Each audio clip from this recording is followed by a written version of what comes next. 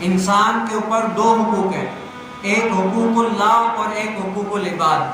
اللہ تعالیٰ فرماتا ہے کہ میں اپنے حق تو بندوں کو معاف کر دوں گا جو میں نے بندے کے اوپر حق کیے ہیں، یعنی بندے کے اوپر ایک اللہ کے حق ہیں اور بندوں کے حق ہیں۔ اللہ کے حق کیا ہے؟ نماز، روزہ، زکوٰۃ، حج۔ اللہ تعالیٰ نے جو جو قرآن کریم فرقان حمید میں بندے کو کرنے کا کہا ہے، اگر وہ بندہ کرتا ہے تو وہ اللہ تعالیٰ کے حقوق کو پورا کر رہا ہے۔ اور ایک حق وہ ہے کہ بندوں کے اوپر حق ہوتے ہیں، جیسے رشتہ داری، تعلقات اور آپس میں صلح، یہ سب کچھ ہے۔ اللہ تعالیٰ فرماتا ہے کہ میں اپنے حق تو بندوں کو معاف کر دوں گا، لیکن حقوق العباد جب تک بندہ اس بندے کو نہ معاف کرے تب تک میں اللہ بھی اس کو نہیں معاف کرتا۔ تو آج یہ 15 شعبان المعظم کی رات کیا ہے؟